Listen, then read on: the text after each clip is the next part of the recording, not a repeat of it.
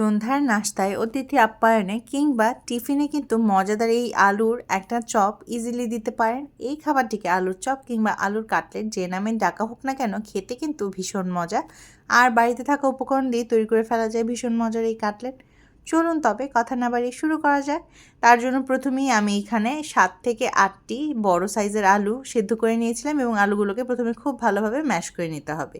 এর মধ্যে দিয়ে দিলাম হাফ কাপের মতন বেরেস্তা, আর দিয়ে দিচ্ছি প্রায় 2 থেকে 3 টেবিল চামচ পরিমাণ শুকনা মরিচের গুঁড়া। শুকনা মরিচের গুঁড়া বলতে আমি মরিচগুলোকে খুব ভালোভাবে ভেজে নিয়েছিলাম, তারপর এগুলোকে গুঁড়া করে দিয়েছি।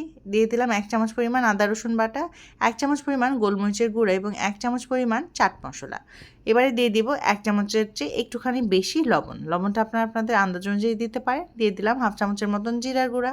এবারে সব কিছুকে খুব সুন্দরভাবে মিশিয়ে নিতে হবে।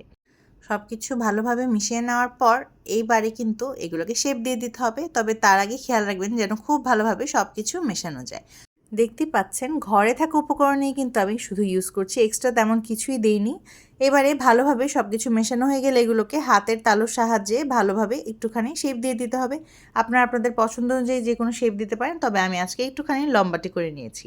শেপ দেওয়া হয়ে গেলে কিন্তু আমি এগুলোকে ময়দার মধ্যে একটুখানি কোট করে নিব। ময়দাতে কোট করার কারণে কিন্তু যখন আমি ডিমটা অ্যাড করব তখন সেটা খুব ভালোভাবে মিশে যাবে, আর ব্রেড ক্রাম্বেও একদম পারফেক্টলি হয়ে থাকবে।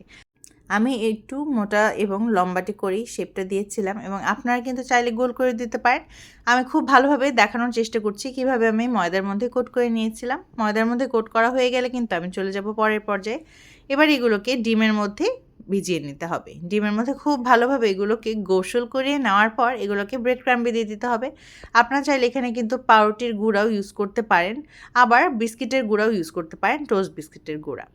এভাবে এক করে আমি সবকটি কাটলেটই কিন্তু এভাবে বানিয়ে নিব। প্রথমে শেপ দিব, তারপর ময়দায় কোট করব, তারপর ডিমের মধ্যে চুবিয়ে নিব এবং এরপর কিন্তু ব্রেড ক্রাম্বে গড়িয়ে নিব। আমি কিন্তু এখানে কোনো কুসুম ইউজ করিনি, শুধু ডিমের সাদা অংশটাই ইউজ করেছিলাম।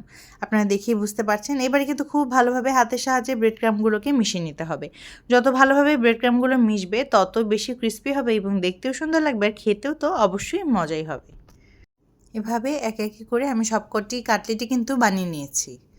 আপনারা এয়ারটাইট বক্সে কিংবা যে কোনো এয়ারটাইট ব্যাগের মধ্যেও কিন্তু এগুলোকে অনেক দিন রেখে সংরক্ষণ করতে পারেন।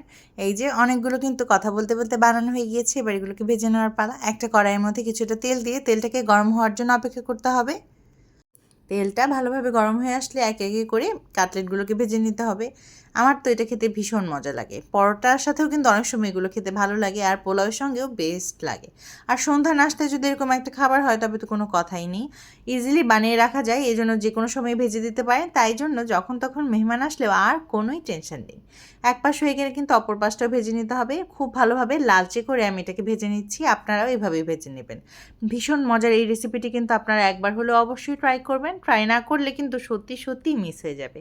দেখতে পারলেন কত ইজি ওয়েতে তৈরি হয়ে গিয়েছে ভীষণ মজার একটা পটেটো কাটলেট। সব কিন্তু ঘরে থাকা উপকরণই তৈরি হয়ে গিয়েছে।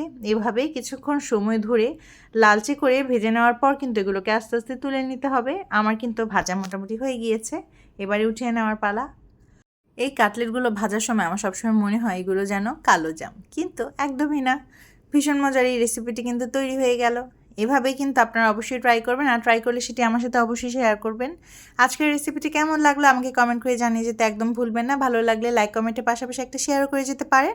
আজকের রেসিপিটি দেখার জন্য অনেক অনেক ধন্যবাদ। আর অবশ্যই আমি আপনাদেরকে বলবো এই রেসিপিটি একবার হলেও ট্রাই করতে। কে কোন জায়গা থেকে আমার মজাদার রেসিপিগুলো দেখছেন সেটিও আমাকে অবশ্যই জানিয়ে যেতে পারেন। দেখতে কেমন হয়েছে সেটিও জানিয়ে যেতে পারেন। আজ তবে এই পর্যন্তই। সবাই ভালো থাকবেন, সুস্থ থাকবেন। আল্লাহ হাফেজ।